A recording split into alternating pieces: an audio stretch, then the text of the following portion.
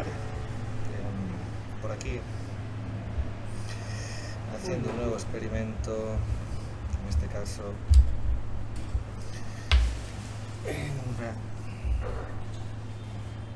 cafetería de Barcelona. Bueno, vamos a ver si esto... Vamos a ver esto. Va a tirar así. Tendrá que ser así. Bueno. Bien. Vídeo de continuación del tema de Locke. Esta vez con un par de apuntillos que tengo en un documento aquí. Un par de apuntillos que tengo aquí en un documento. Bueno, vamos a ver. Señor Locke. Bueno, en líneas generales no estaba muy mal lo que dije el otro día. Voy a aprovechar para precisar algunas cosas más. Y estas serán las cosas básicas que, unidas a los apuntes, tendréis que ver, estudiar, contemplar. Sobre todo son aquellas preguntas sobre las que preguntarme en clase. Se ha pegado. Son las cosas que tendréis que preguntarme en clase tras haber visto este vídeo, el anterior y sobre todo los apuntes. Así que la idea es que esto sirva de orientación general para... Miércoles 28 a las 13:15. Para tener en cuenta Miércoles 28 a las 13:15. las explicaciones sobre Locke. O sea, esto va a ser la explicación sobre Locke. Esto y otro vídeo. Vale, si necesitáis precisiones, como digo, hay que ver los apuntes. O sea, que apuntes para leer, esto para entender. Por separado. Y clases, o sea, y conmigo en clase para seguir viendo esto, para aclarar dudas. Vale, cuando vamos justos, no voy a emplear tanto tiempo en Locke porque doy por hecho que con estos vídeos se entiende lo esencial. Vale, algunas de las cosas esenciales ya las comenté el otro día. Voy a precisar algunas de ellas más. Esto es peso. Bueno, precisiones. Contrato social. El otro día ya hablé del contrato social. ¿Sí? Ya hablamos de que Locke creía que existía una cosa que era el estado de naturaleza y que en el estado de naturaleza es como una especie de, vamos a decirlo así, ficción de cómo viviría el ser humano antes de que existiera un pacto social o un contrato social por el que los seres humanos cederían parte de sus libertades para poder vivir en sociedad. Bueno, precisiones. Por si no lo dije el otro día, que a lo mejor lo dije un poco más fluido, esto que os digo estará estructurado en los apuntes. La función del Estado es limitar y controlar la violencia. Vale. Cuestión importante, el Estado limita y controla la violencia, es decir, ¿por qué es importante pasar del estado de naturaleza a un estado, o sea, a la sociedad política? Sobre todo por la naturaleza, ¿sí? Sobre todo por el control. Hay gente que va, me estoy despistando, he dicho naturaleza, sobre todo por la violencia. La violencia. El Estado sirve para controlar la violencia. Vale. ¿Cuál es otra de las funciones importantes que tiene el Estado? Promover el bien común. Entonces, por un lado, control de la violencia, por otro lado, promoción del bien común.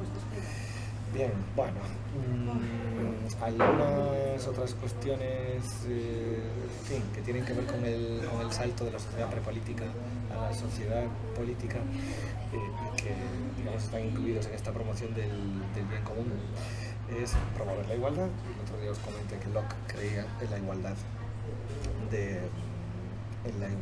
todos los seres humanos anteriores y que creía que esto existía en el estado de naturaleza. También unida, digamos, a esta igualdad, la ausencia de privilegios por unos seres humanos sobre otros. Otra parte importante que también está en los apuntes, libre distribución de la riqueza, ¿sí? Que la riqueza pueda distribuirse entre los miembros de la sociedad. Bueno, esto que de los apuntes queda menos fluido, voy a saltar un poco y vamos a hablar de un par de cuestiones también más allá del problema o las bases del contrato social, ¿sí? social, sí, fue muy bien, bueno. Cuestión importante a tener en cuenta cuando hablemos de Locke, que es empirista. ¿Qué significa que sea empirista? Los principios del empirismo son sobre todo principios que se dicen epistemológicos, es decir, el empirismo sobre todo es una forma de conocer. Cuando hemos hablado de lo que creía Platón sobre el mundo sensible y el mundo de las ideas, hemos visto que Platón creía que la realidad estaba en el mundo de las ideas. Sí. También cuando hemos hablado de Agustín de Hipona y hemos hablado de Tomás de Aquino, esa parte que Platón creía que estaba en el mundo de las ideas, ese lugar que es la realidad, para los autores de la Edad Media va a ser Dios, así que Dios va a ser lo más real. Ahora, tanto los planteamientos de Platón como los planteamientos de San Agustín y de Tomás de Aquino, hay, vamos a decirlo así, un cierto desprecio igual es mucho decir, pero dejan en segundo lugar la experiencia sensible, lo que Platón llama el mundo sensible, lo que percibimos por los sentidos.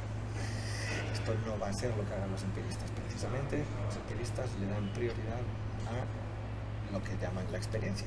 Empiria, o sea, decir empirista es hablar de alguien que está a favor de la empiria. Empiria es la palabra griega para experiencia, que vendría siendo la experiencia. Bueno, esto es una de estas fricadas filosóficas que a la hora de entender una palabra que es muy común, todo se vuelve un poco más enrevesado, porque seguro que todos y todas habéis empleado la palabra experiencia con distintos significados. Pues ayer tuve una experiencia cojonuda, me fui al cine a ver una peli, o yo qué sé, he estado viendo un cuadro y he tenido una experiencia estética. Bueno, este ejemplo es muy parecido al anterior. Mi abuelo era a la guerra y tiene mucha experiencia. Entonces, en este caso, esa experiencia como sucesos de la vida acumulados. Aquí, en el sentido empirista, no estamos hablando de experiencia de esa forma. Estamos hablando de experiencia como aquello que percibimos con los sentidos. Bueno, siento que he repetido esto muchas veces en clase. Aquello que percibimos con los sentidos.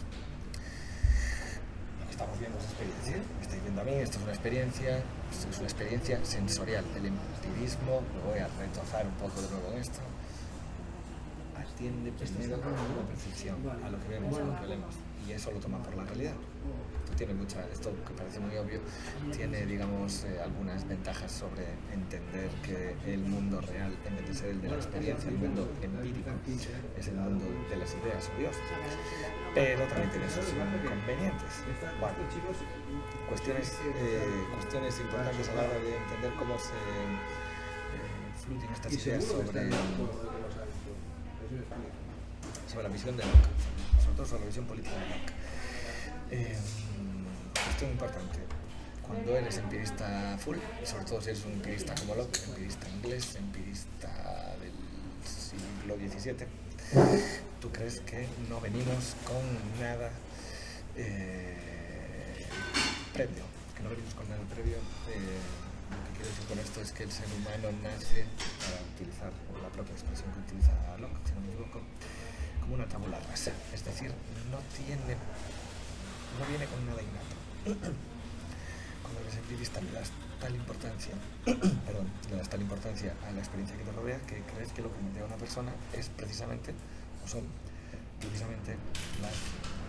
experiencias que le rodean, es decir, lo que sucede en su vida.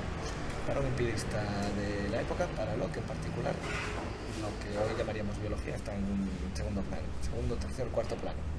No hay nada innato. Lo que somos viene de lo que experimentamos en vida.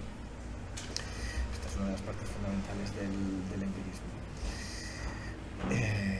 ¿Por qué esto es importante? Más allá de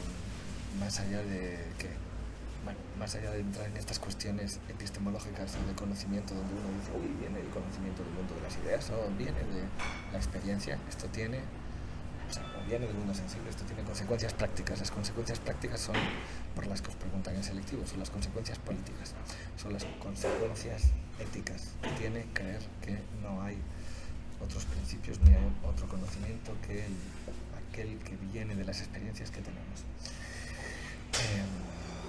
Esto es lo que va a hacer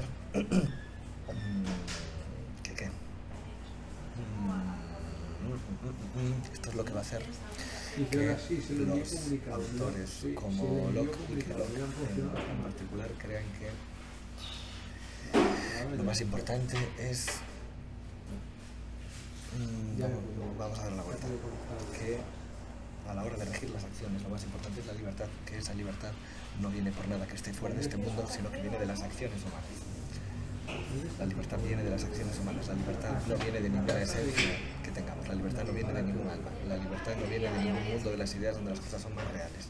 La libertad no está más allá del mundo en el que vivimos, cuando nuestra alma transmigre y se convierta en otro puto animal, o cuando, en fin, nuestra alma vaya al cielo, a otro mundo. La idea de una libertad, la idea de que el mundo en el que vivimos es un puente para otro, y en este mundo somos presos, lo que decía Platón, que la cárcel, perdón, que el cuerpo es la cárcel del alma, que en este mundo somos presos de otro más libre.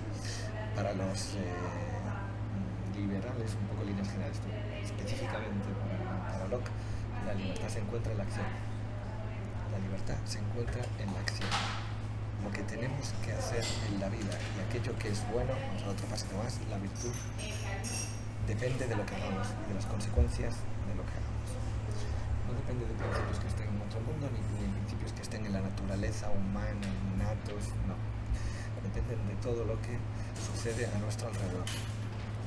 Se suele decir que la ética de Locke es, esto también está en los apuntes, eudemonista y utilitarista. ¿Qué es lo bueno para Locke? Lo que nos produce placer. ¿Qué es lo malo? Lo que nos produce dolor. ¿Significa esto que Locke sea un relativista o que le dé igual, digamos, la cualidad moral de las acciones humanas? No.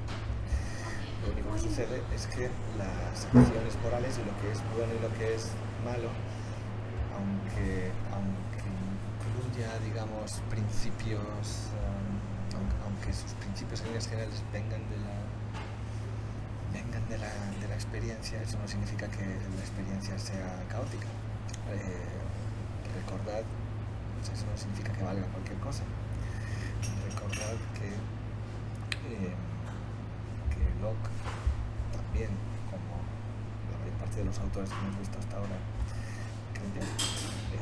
recordad también que Locke es recordado, como si no lo he dicho, lo decimos ahora, tened en cuenta que Locke es protestante, Locke cree en Dios, Locke cree que hay una revelación divina, pero también cree que esa revelación divina tiene lugar en nuestra conciencia, pero no en una, digamos eso, no en una conciencia abstracta, vinculada a un alma, vamos a decirlo así, inmortal, sino una conciencia que se conforma por las experiencias que tiene el ser humano una vez está vivo.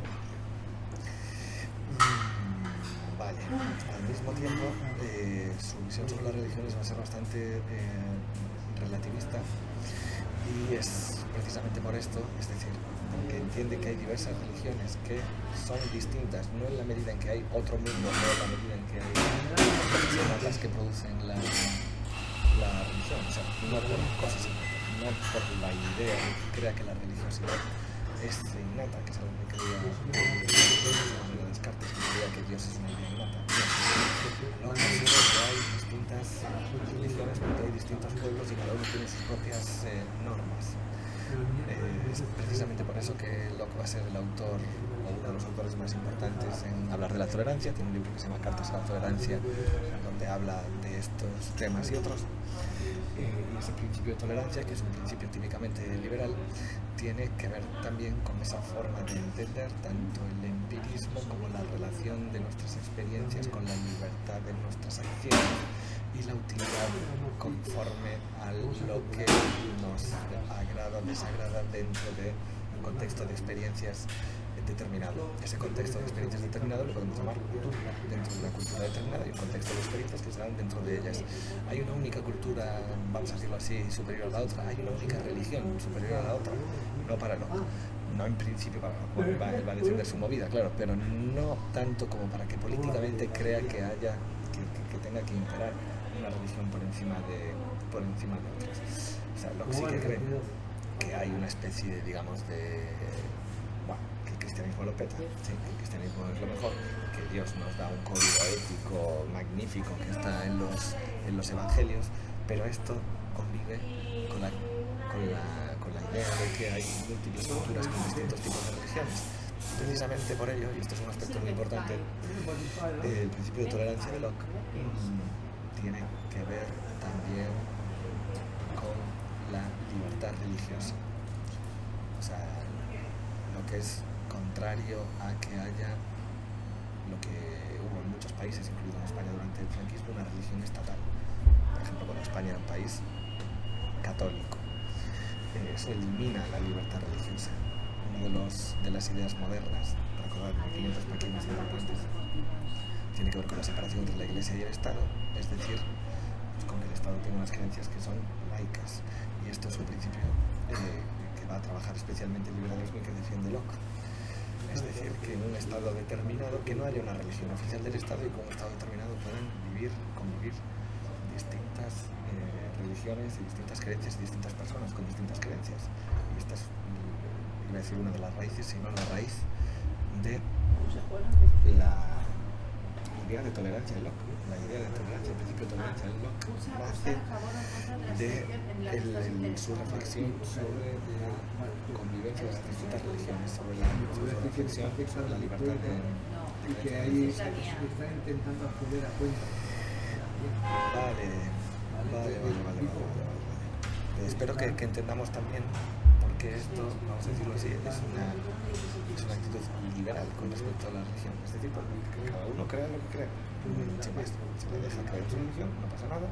Basta con que el Estado no genere una religión oficial para que la diversidad de creencias religiosas puedan coexistir en un mismo territorio. Esto es liberalidad, laxitud, dejar hacer, como laissez-faire, como mencionado el otro día, con respecto a las creencias religiosas. Vale.